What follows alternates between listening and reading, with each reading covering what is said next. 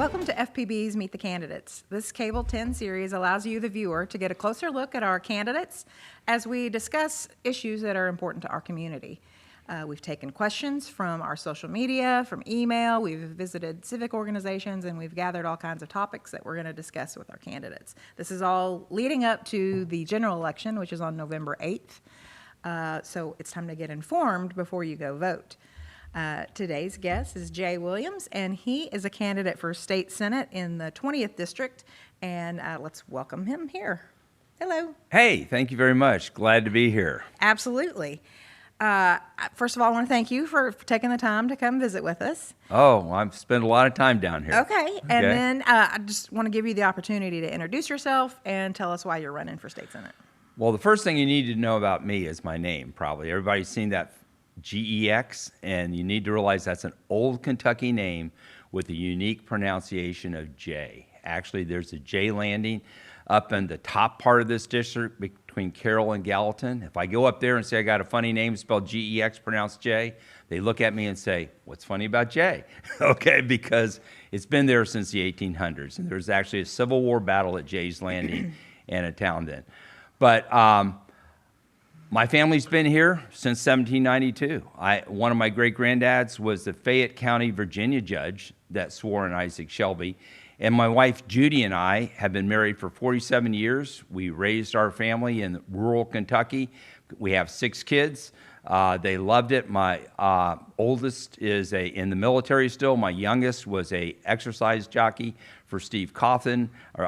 That was my oldest daughter. My youngest daughter is a certified teacher, and she teaches music students and strings that actually at NKU. And my wife is a equine therapist. So we really have been loved raising our family in what I think is the greatest state and the best place to live in the world around horses. I was in the legislature back in the 90s at a time when it needed some real change. And I came in, I was in there for 8 years in the Senate. I worked with a coalition. We built a coalition of Republicans and Democrats that changed the way Frankfort worked. Basically, we opened it up. We made it more transparency. The open records laws, the open meetings laws, the ethics laws were all passed while I was down there, and I was instrumental in trying to open government up to the citizens of Kentucky. So you could see how your senators, your legislators were voting on the various issues on that. I've been out after that 8 years. I'm an IT guy. Now I have an MS in electrical engineering. You don't want me wiring your house. It was almost all software. So I was a software developer and later got into communications and doing internet. And people would say, I live out in the country and I can't get high-speed internet. I took that as a challenge. We got that delivered to a lot of people. But I'm coming back because I never thought we would see again as a president as bad as Jimmy Carter, but Joe Biden seems to have put our economy and our inflation as bad as it was back in the 70s, and we need to turn things around now. So I got back in because we need to reduce our energy costs to fight the inflation. When I was in before, Kentucky was the low-cost energy producer east of the Mississippi, the number 3 or 4 low-cost producer in the nation. We're like now in the middle of the pack in states. We have resources from coal to hydro that should enable us to reduce energy costs for everybody, bring down the inflation, help families to be able to afford to live and work in Kentucky again, to live in rural America, to work where they want to do. So that's, okay. I'm getting back to change things again. We need to change things up. Okay. Well, you served previously, correct? 8 years. Okay, yes. Because I was going to ask you what experience you have that has prepared you to operate in the state legislature. You want to tell us a little bit about that? So a lot about what you do in the legislature is coalition building. So I served 8 years in the minority in the General Assembly at a time when the legislature was pretty closed and the governor ran everything. But we have seen the transition of the legislature now being a part of a check and a balance where they provide the check on the government's unbridled power. Back then, actually, before I got there, Julian Carroll was there. He ran the legislature and every governor before him. The 90s was a period of time where the legislature became an independent check on the power of the government. And I think it's benefited Kentucky. I was part of that coalition. I was a minority, but I knew how to work with people. I knew how to work across the aisle to build a coalition that could get things done. Now, the way we did it, it was a close 18 to 20 in the Senate. So I was on the 18 side, and we worked the coalition there. Today, the Republicans are the majority. Back then, I did a coalition. We took over the Senate at a time when not a Republican in the state knew how to turn on the voting machines in the Senate. But today, they have veto-proof majorities in both the House and the Senate. And I want to go down and be a part of that majority to help deliver the things that Franklin County need from the legislature. I think in this race, I'm the one that can do that. And that experience has taught me how to count to 20. That's what you need to do in the legislature. I will go down and be in the room that will get to 20 for Frankfurt. Okay. We're going to get back to that.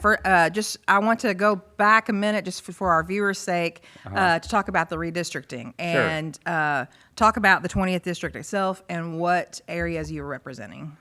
Okay, so the 20th district goes from Franklin, Owen, Carroll, Gallatin, Southern Boone, and Southwest Kenton County. The top of the district is way up there.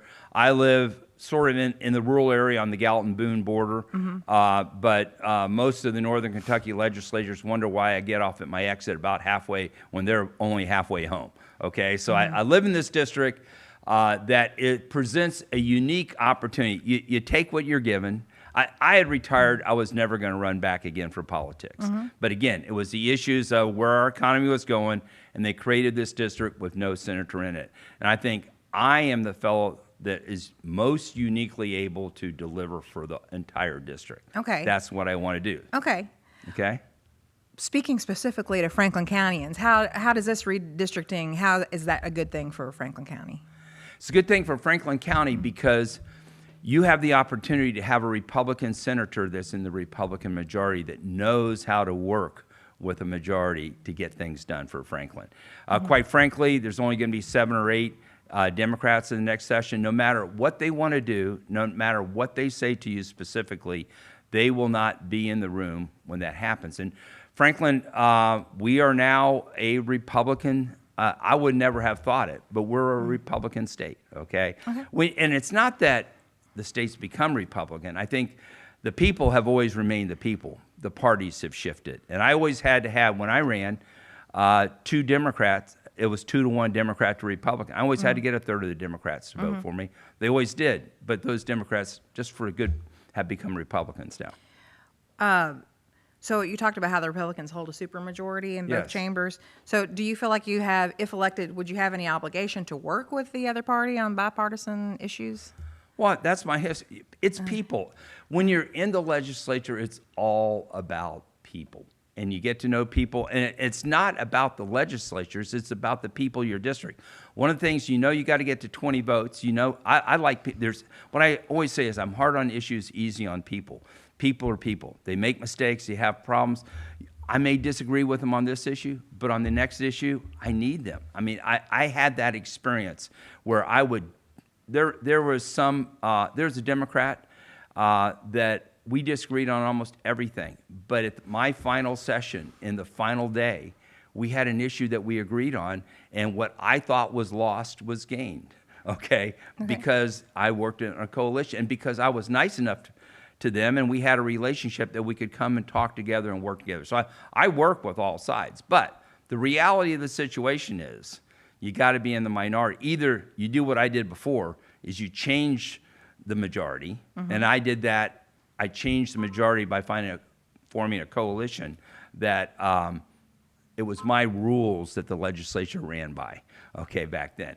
And now you work with the majority. You have to work with the majority because the majority is what's going to get things done. And so I will be able to work with that majority to get things done. But I've got I've always represented, even in those 8 years, I represented more Democrats than Republicans by almost 2-to-1. The best ever got it was 60-40 Democrats. So I know how to represent Democrats. So is there a time when you've shown independence from your party on an issue of major importance? Independence from my party. Sure, I've led my party different places, okay? I showed independence back then when we got together and we got out the first concealed carry bills back in 98. We got out the first pro-life bills back in 98. And I worked to create a fiscally sound budget that back then our bonds ratings were going south and we needed to shore up the bond ratings, okay? And not some people, irregardless of party, they just want projects in their district. But one of the things the Senate does is we look at the operating budget, not just the capital budget.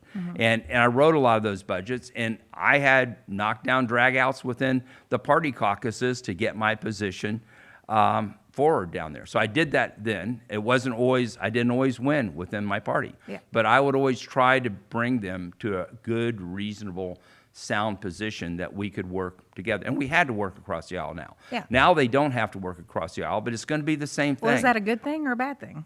What? That they don't have to work across the aisle? Is it a good thing or a bad thing? Yeah. You look at policies. Okay. Okay? And I'm a conservative. I know. And I'm going to make them more conservative. Yeah. Okay? Yeah. And so it's amazing the kind of support I'm getting from the leadership, but they know I'm there to make a change. I ran in this primary to change the way things are done. I believe in openness, transparency. I will be pushing more transparency than maybe some people want down there. But Okay. that's what I'm going to do, Oh, okay? We like transparency. Yeah, I like Okay. transparency. I Okay. like open meetings. So I actually forced the open meetings law out. And it used to be the lobbyists just went, and the press went home after the session closed the last night of the session, or right before it closed, because they couldn't attend those meetings. We opened those meetings up, so now they get to stay all night for the budget week I'm when sure they're everything's done. Yeah. So let's get into some issues. Okay. What do you think is the biggest issue facing your district? I think the jobs, the economy, and inflation. I mean, if we look at essentially the previous administration shut down our economy and just printed money. And if you shut down an economy, you don't let people work who want to work, and then you print money and you give to people so they don't work, you're going to get an inflation like we got today, okay? And this is 100% our leadership, our executive branches, state and federal, the Biden economy, that's what's created this inflation. And it's going to be tough to get over this inflation. So I want my kids and my grandkids to be able to have a prosperous future in Kentucky. And so my number one issue is getting inflation down. Kentucky, we can do that. The energy costs are going up. We're an energy state.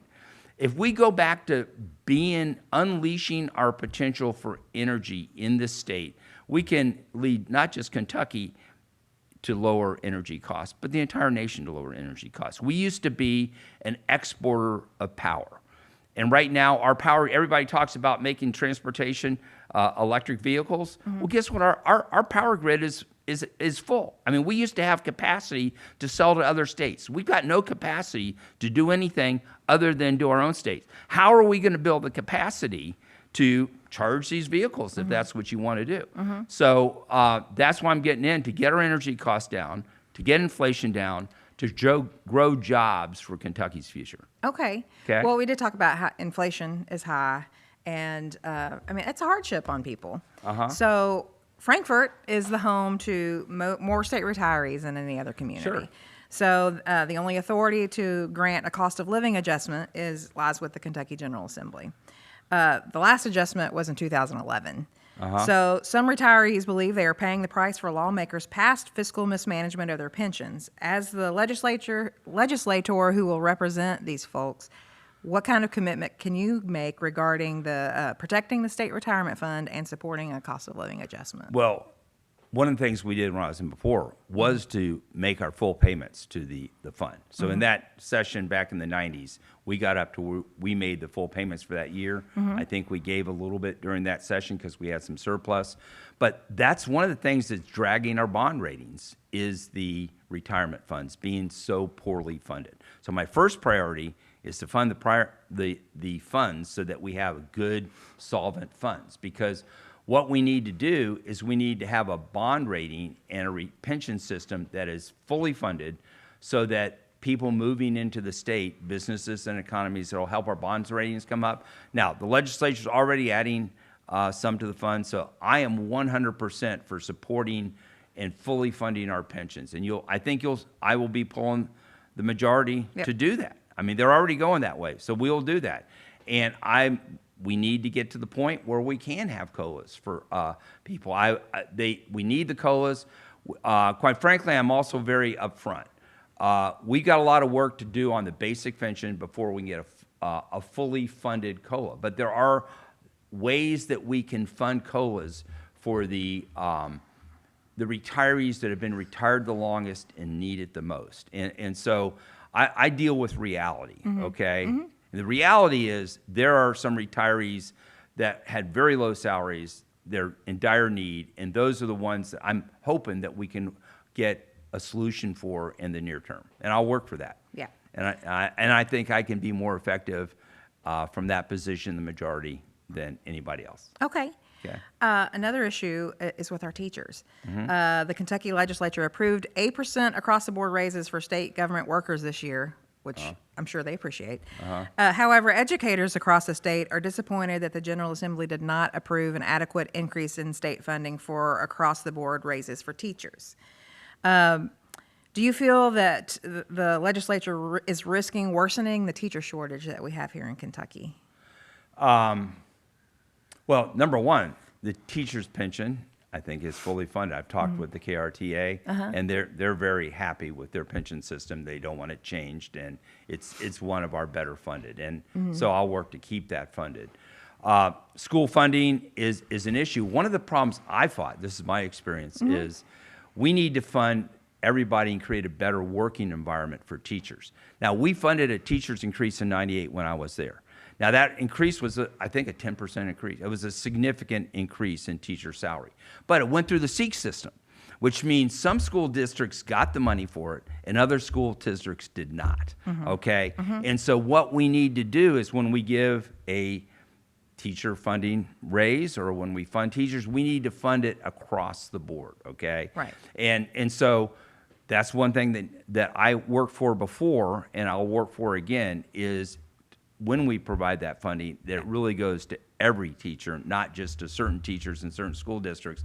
And I think a lot of teachers, at least when I'm listening, are more concerned about the working environment, about their hands being tied, about the administratives draining on. We really need to release. My youngest daughter is a certified music teacher, but she actually teaches at NKU and provides intern opportunities for other music teachers. So I get a lot. Everybody wants a raise, though. I get a lot of feedback from her. Well, everybody wants a raise, and because of inflation, we're going to have to give everybody raises because the value of the money is going down. Okay, so that is in our future because of the inflation and because of shutting down the economy. Yeah, right now the state does have a record amount of money in the rainy day fund or the surplus. Do you think that's something the legislature should consider using some of that to fund raises for teachers? Well, they're taking a lot of that funding and putting it into shoring up the pension systems. Okay. And they need to look at where else we need raises for the teachers, but some of those come from the state. You know, you have the locals that also participate in that. We are going to have not just for teachers, but across the board, we're going to have to raise our state workers' salaries because with the way the pensions have changed for so many, it's no longer as attractive as it once was. So we're going to have to look at the salary situation. And I was at a rural Kentucky Chamber of Commerce, and one of the banks there announced they were now having a $22 minimum wage. Everybody was at that. And it's not that people are getting raises, it's that the money is not worth what it used to be because of inflation, and we got to get that under control. So yeah, I will be wanting to inflation adjust the salaries of everybody, teachers and other state workers. And as we look at the rest of our economy, having to have the attraction for that we get industry in that can support that increase. But we got to keep our bond ratings up. So you have to keep that rainy day. Our bond ratings are are so low that we can't afford to borrow in many things, okay? Or our borrowing costs, it used to be when interest rates were low, it didn't really matter. I mean, that we had to pay a little bit, maybe a half point. With interest rates going up and what you see in the 70-year bond ratings are going to be very critical, okay? And we have to have that rainy day fund there because interest rates are going up. And it's our bond ratings that determine what interest we can pay. So we need to be mindful of making sure that our bond ratings are rising. Now, by funding the pension system, we are raising our bond ratings, okay? By having that rainy day fund, we are doing it. So there's some tough choices. I tell you the way it is. There are tough choices. I have to dive back into the budget. I know the process. I know the people. But I wasn't expecting to run. I'm coming in as an outsider.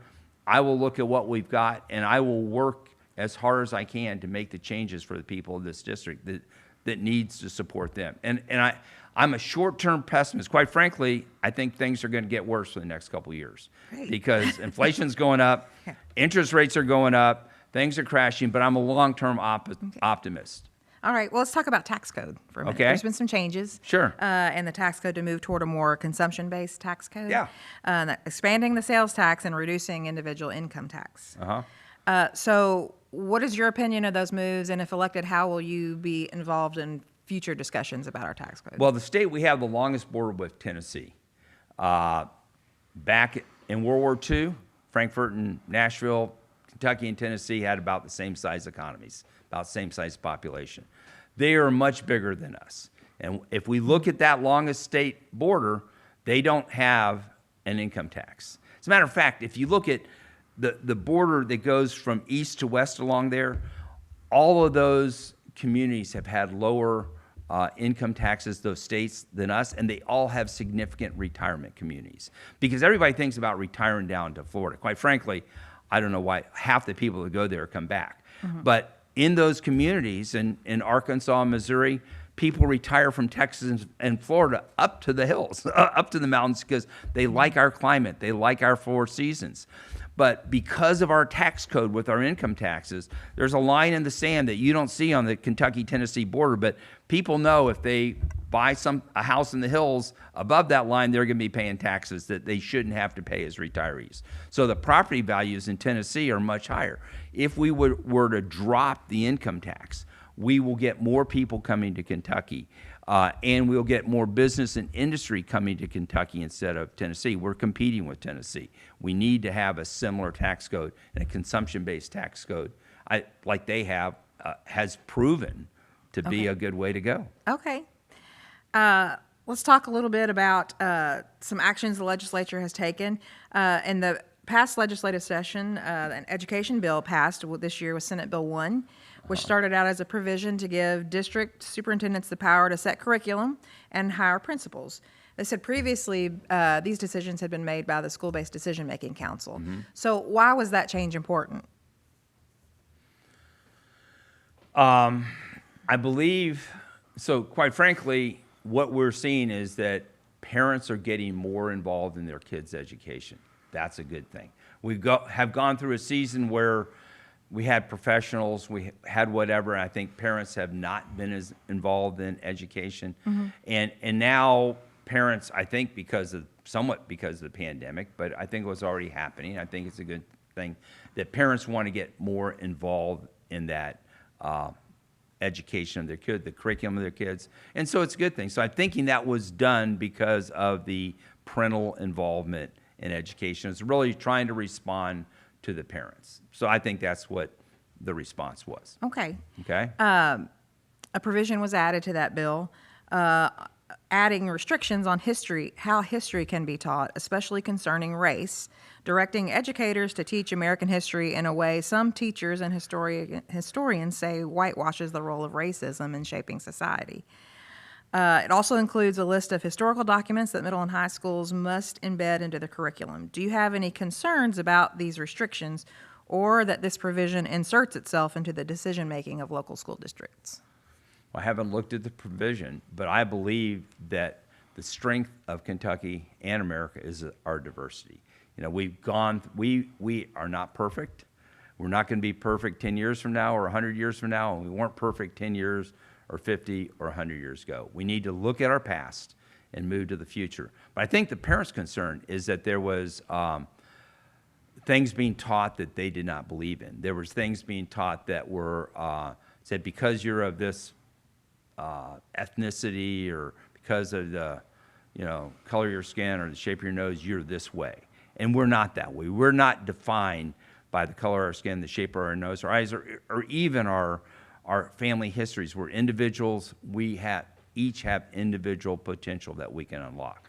So I haven't looked specifically at that bill, and I don't know the specifics of it, but I know it arose out of parental concern that a balanced history be taught. And I think a balanced history will be taught. And the school systems, the parents are the consumers. The parents are the ones that need to be in control of their children's education and directing it. And they need to trust the teachers and the administration to be consistent with their family values. I think Kentucky has great values these days. We've come out of our past. We're moving forward.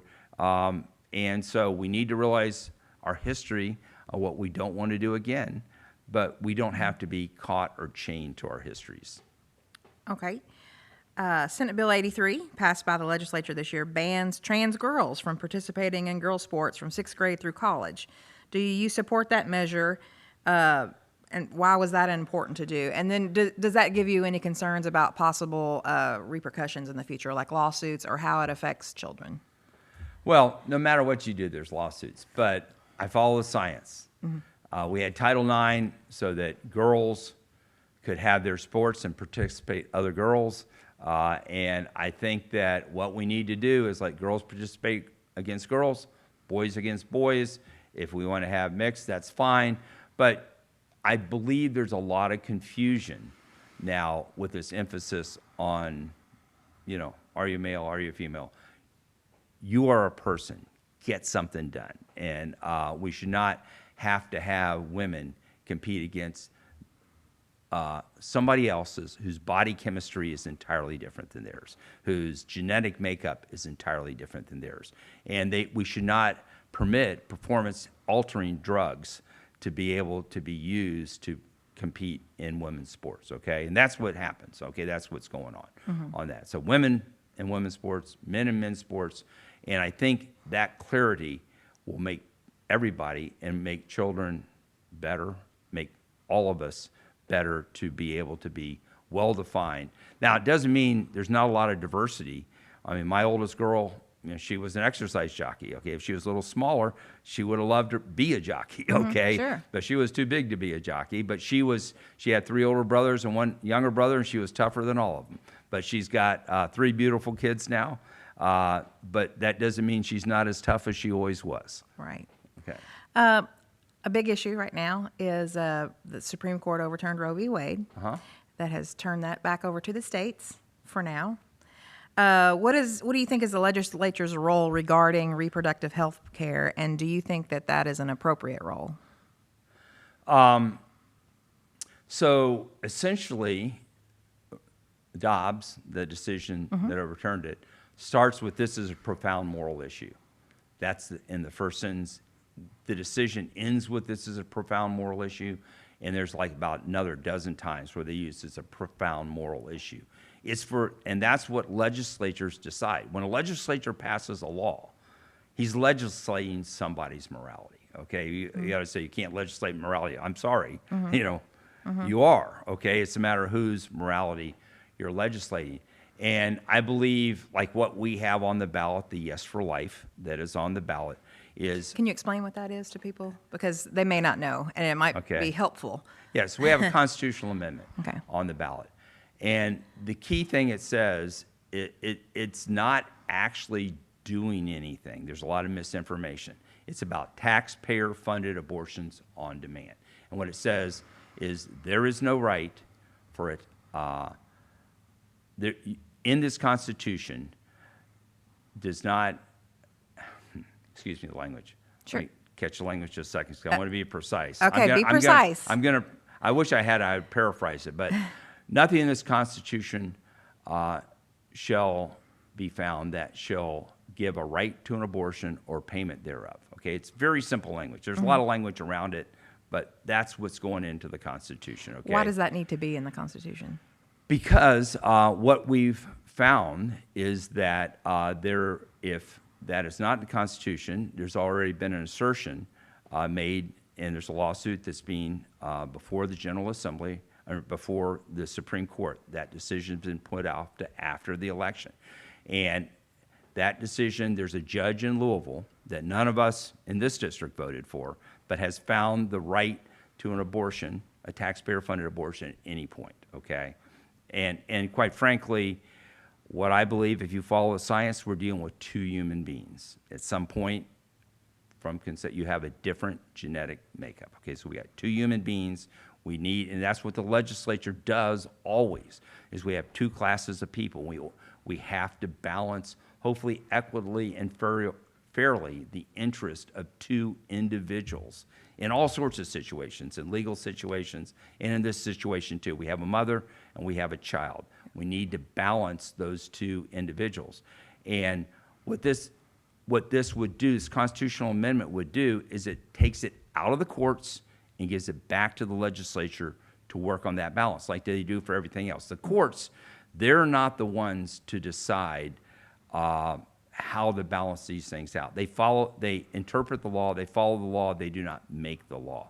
And right now we have a judge that's finding in the Kentucky Constitution something that has never been found in the Kentucky Constitution.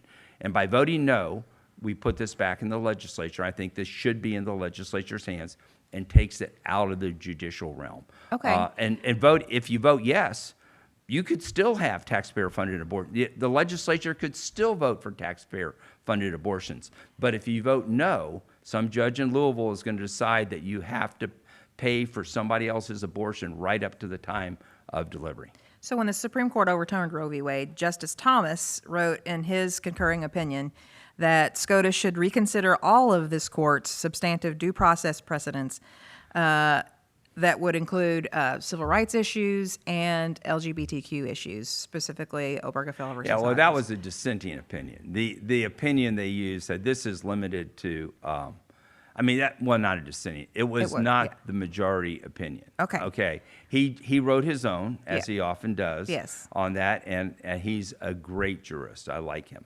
But this has nothing, the Dobbs, I'm not an attorney. Okay. Okay. Okay. I've read the decisions, but essentially this is about abortion. This is about, because we're dealing with two lives, okay? This is about two lives and the intersection of each of those lives' rights, okay? Each of those persons' rights. That's what this is about. That's all, and I think in the majority opinion, I think they made that very clear. That's Okay. what this is about. Okay. Nothing else is going to get changed. All right, we're running Okay? out of time, but I've got just one more thing Okay. real quick. We talk about, the General Assembly. It should always be looking for ways to generate more revenue so that we can minimize tax increases. At least that's what the people think. Okay. So two issues that have come up in the legislature that have gotten traction but then Okay. didn't go anywhere Okay. were, one, sports betting, Okay. and two, medical marijuana. Where are you on those issues? Okay. Well, my sister has ALS, and she's actually, I'll be taking a weekend out because she's getting an award from the National ALS Society in Boston for her Courage and Love Award because of the courage and love she's had in ALS, okay? Her husband's a physician.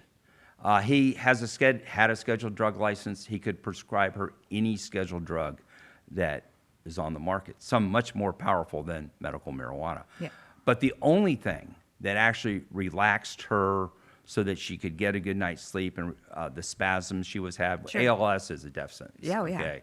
And was a drop or two of medical marijuana on our tongue. And we should be able to do that in Kentucky. And so I committed to her Yeah. that I'm for it. I mean, it's a physician or a nurse practitioner who has a scheduled drug license should be able to prescribe medical marijuana in the state. It's just ridiculous that they don't do that. Right. Okay, so I'm all about that. Okay. Okay? Sports betting? Sports betting- Because I'm confused. We have some betting, and then we don't allow some. So where are we on that?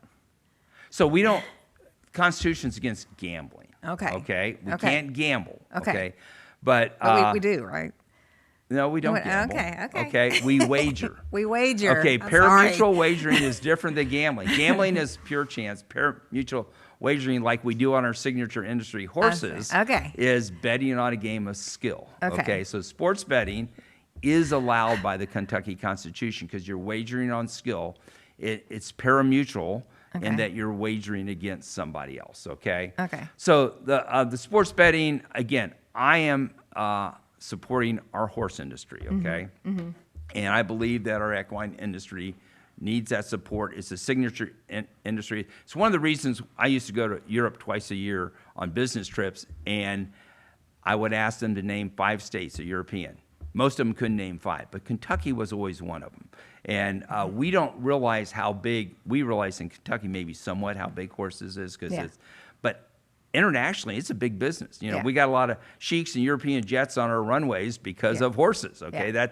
that is a signature industry. May not bring our number one industry is aviation. We make more aviation products than any other state, but Washington State twice our number 2 and 3 industries.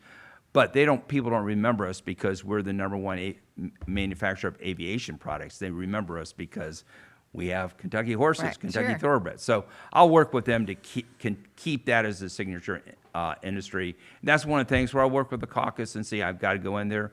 I got to look at it. I think they've got some things that would work out for them. But the Senate, I'm going to listen to the Senate.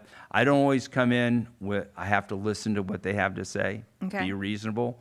And so I'm open because it is constitutional, unlike gambling, which Right. is not constitutional. Okay. At this, you have to have a constitutional amendment. Okay. So a lot of people don't realize the difference between wagering Yeah. and gambling, Yeah. and that's sort of lost on some people. It is. Uh-huh. Me.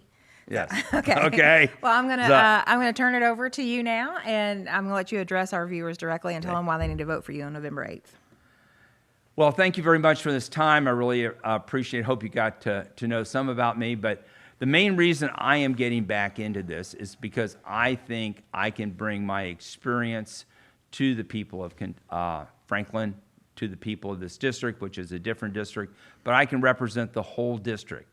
Hopefully, bring some economic development here to Franklin.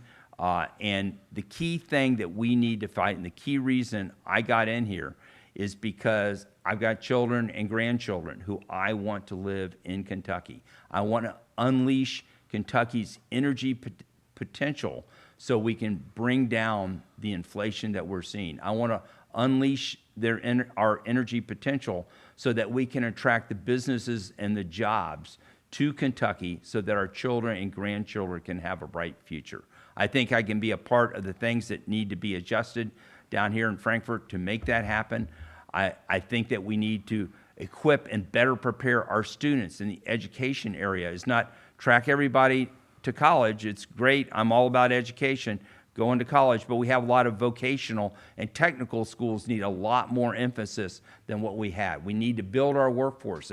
If we give people that are not going to college a reason to get up in the morning with robotics and a lot of technology, then I think some of our students are bored. If they're not going to go to college, they get bored. We need to fund those students. We need to fund alternatives so that our businesses and industries, so our workforce can be better prepared for the future. I think times are going to be tough in the next couple years. But if we start changing things now, we can have a very bright future in Kentucky because electricity is the future of this next economy. And Kentucky can, again, be the low-cost energy-producing state in this nation. Not just coal. We have hydro. We have more miles of navigable waterway than any other state but Alaska. And all that water running down can produce electricity, green electricity. So we have a lot of resources. We need to use them for our children and for our grandchildren and our great-grandchildren in the future. So that's why I'm getting involved. It's time to change things now.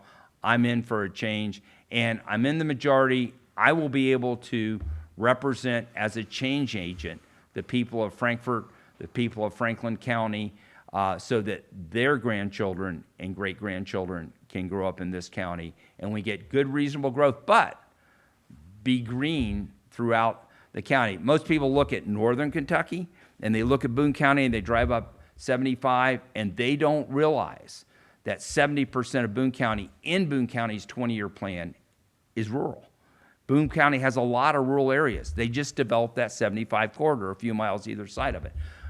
Franklin can develop the 64 corridor down to 127, like you see growing, and that can provide the economic revenue to educate the children and to make the historical and rural areas, preserve those areas, the historical and rural areas of Boone. You can be 70% rural, 70% green, and still have growth. And Northern Kentucky is what I bring to say, hey, Franklin, this is possible. On the other hand, in Northern Kentucky, they need to realize that Frankfort is the capital of Kentucky. It's our history of Kentucky. They need much more history up there. I think I'm uniquely positioned to be able to, with my family background, but with my job experience, be able to bring both the technology and the history to people throughout this district. So I'm looking forward to representing you. I'm looking forward to getting inflation down, providing good opportunities for you and your children and your grandchildren in Franklin County and throughout this district. And I thought I was retired a couple years ago. I can be your full-time senator. I will be here for you. My door will be open. That's the way I work. And quite frankly, I'll let you know what I'm for, what I'm against. I'm not going to tell you a bunch of things or talk in platitudes. I'll be glad to get into specifics on things. And as these bills come up, we'll address them specifically. I'll talk to you. I'll look forward to it. Thank you very much. I would very much appreciate when you go to vote for what appears to be the funniest name on the ballot, GEX. You don't have to know how to pronounce it to vote for me, fortunately. Okay. Well, we appreciate you being here today. And I appreciate our viewers for watching, because it's so important to get informed, because that's how you know who you want to go vote for. And we ask you to go do that on November 8th. And when you're done voting, go home and turn it on Channel 10 and watch our live election returns, as we'll bring those to you from the county clerk's office. It's election season, so it's time to go get informed and go vote, because your vote is your voice and you need to use it. Thank you.